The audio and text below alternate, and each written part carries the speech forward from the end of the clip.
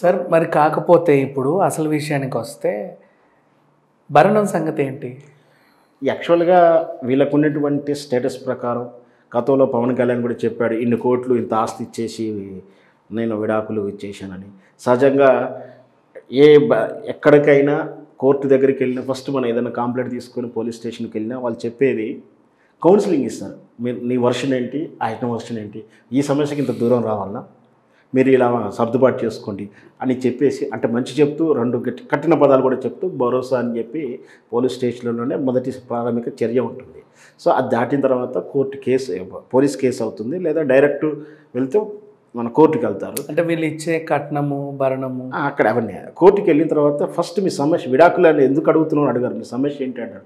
అక్కడ జరుగుతున్నటువంటి విధానాలు వాదన విన్న తర్వాత మ్యూచువల్ అండర్స్టాండింగ్ అన్నప్పుడు కూడా ఈ రోజుల్లో కోర్టు వినట్లేదు. ఆ ఎందుకు మీరు మ్యూచువల్ అవుతున్నారు అంటే కోర్టు కూడా సాధ్యమైనంత వరకు సాంప్రదాయాలని ఈ ట్రెడిషన్స్ కాపాడడానికి వైవాహిక జీవితాన్ని బంధాలను విలువ తెలియజేయడానికి ప్రయత్నం చేస్తుంది, మ్యాక్సిమం మోరల్ వాల్యూ.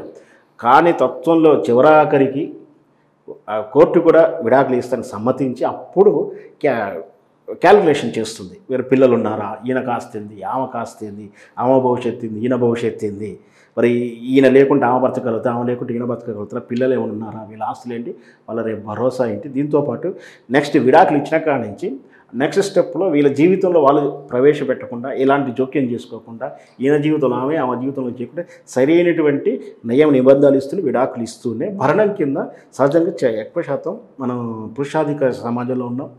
ఏ విధంగా అయితేనేమో పురుషుడు భరణం ఇవ్వాల్సి ఉంటుంది, ఈ భరణం ఎప్పుడైనా స్త్రీకి ఇవ్వాల్సి ఉంటుంది.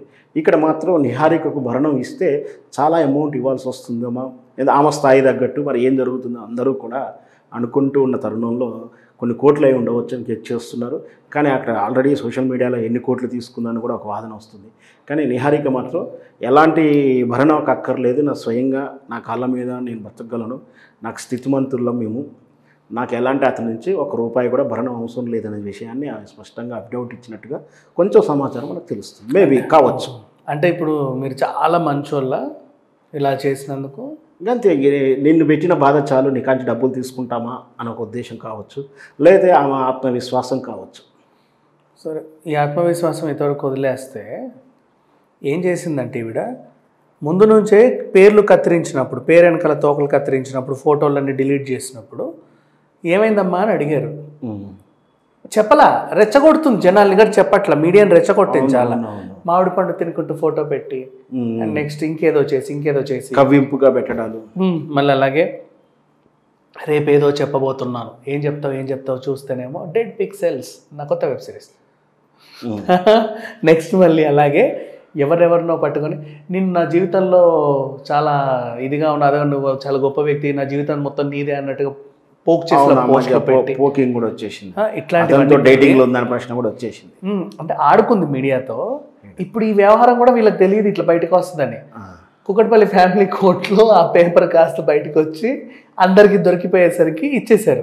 ఓ నీ అమ్మ అందరు దొరికిపోయాను, ఇప్పుడు ఏం చేస్తే బాగుంటుందని చెప్పి ఇప్పుడు పెట్టింది ఒక పోస్ట్. మేము పరస్పర ఇది అంగీకారంతో విడిపోయాము, మా జీవితాలు మరి మా ప్రైవసీ మాకు ఇవ్వండి. అవునా, ప్రైవసీ ఎలా ఇస్తారు? మీరు సోషల్ మీడియాలో ప్రతి మూమెంట్ను షేర్ చేస్తూ ప్రైవసీ అంటే ఎలా ఇస్తారు కదా? మరి అలాంటప్పుడు ఫొటోస్ ఎందుకు అప్లోడ్ చేసావు, ఎందుకు డిలీట్ చేసావు? అన్యూన్యంగా ఉన్నామను, తిరుగుతున్నామను. ఇప్పుడు అదేదో మీ పెళ్లి ఫోటోలు రహస్యంగా మీ ఇంట్లో ఒక ఆల్బంలో ఉండి నువ్వు నీ బాల్కనీలో దాన్ని చింపి తగలబెడితే ఎవరికి తెలియదు, ఎవరు అడగరు.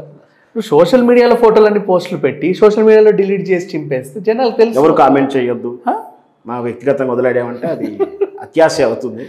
వ్యక్తిగతంగా అంటే ఈవిడ్ని వ్యక్తిగతంగా ఎవరు అనరు. కాకపోతే ఏంటంటే ఆ అబ్బాయి మీద అందరికీ మంచి అభిప్రాయమే. ఇప్పుడు దీంతో ఏమవుతుందంటే మెగా ఫ్యామిలీలో అల్లులకు విలువ లేదనో, లేకపోతే మెగా ఫ్యామిలీలో కూతురులో పెంపకంలో లోపాలు ఉన్నాయనో, లేకపోతే మెగా ఫ్యామిలీలో వీళ్ళకి సరైనటువంటి భద్రత లేదు, ఇక రేపొద్దున భవిష్యత్తులో వాళ్ళ ఇంటి పిల్లగాడు అంటే పెళ్ళికి వెళ్ళి చేసుకోవాలన్నా ఇంటి నుంచి చేసుకోవాలన్నా ఒక ప్రశ్న వస్తుంది. ఎందుకంటే డామినేటివ్ ఆల్రెడీ ఉదయకిరణ్ ఇబ్బందులు అయ్యాడు, శ్రీజ వైవాహిక జీవితం, పవన్ కళ్యాణ్ గారి వైవాహిక జీవితం, ఇవన్నీ వెరసి మెగా ఫ్యామిలీ మీద కొంచెం బ్యాడ్ ఇఫెక్ట్గానే ఉంటుంది.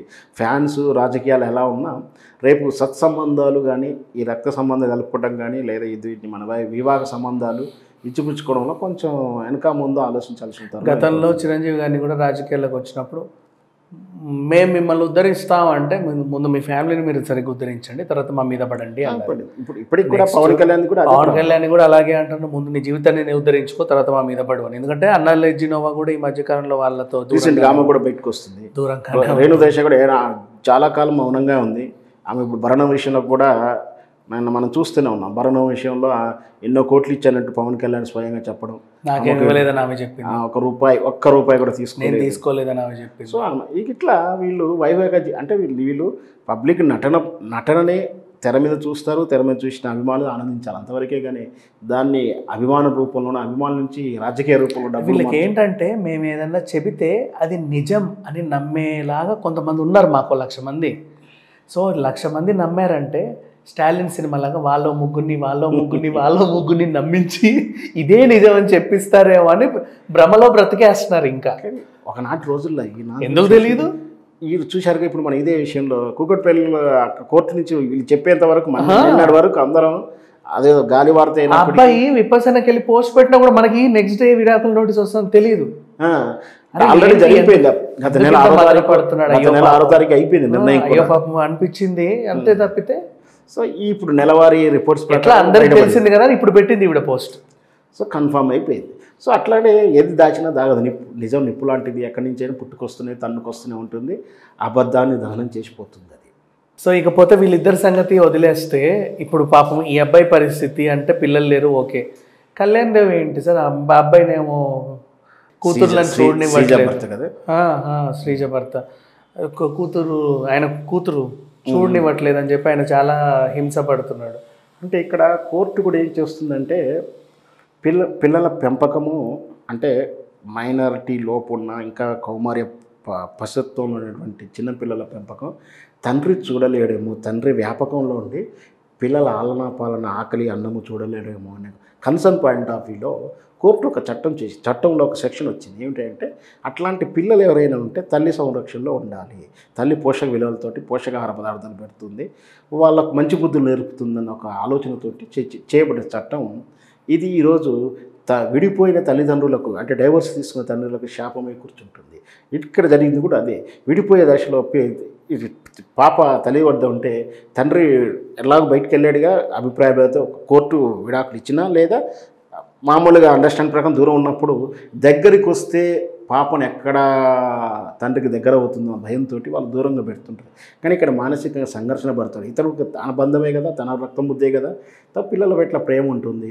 ఈ పాయింట్ ఆఫ్ వ్యూ కోర్టు కూడా పరిణామం తీసుకోవాల్సిన అవసరం ఎంతే ఉంది. ఇక్కడ శ్రీజ కళ్యాణ్ దేవ్ విషయంలో కూడా అదే జరుగుతుంది. దురదృష్టవశాత్తు కన్న తండ్రి ఒక పాపను చూసుకోలేకపోవడం అనేది ఒక చిన్నపాటి దౌర్భాగ్యమైన పరిస్థితి. వాళ్ళ మనోవేదన అర్థం చేసుకోవాల్సిన ఎంతైనా ఉంటుంది. Anyway thank you sir. Thank you.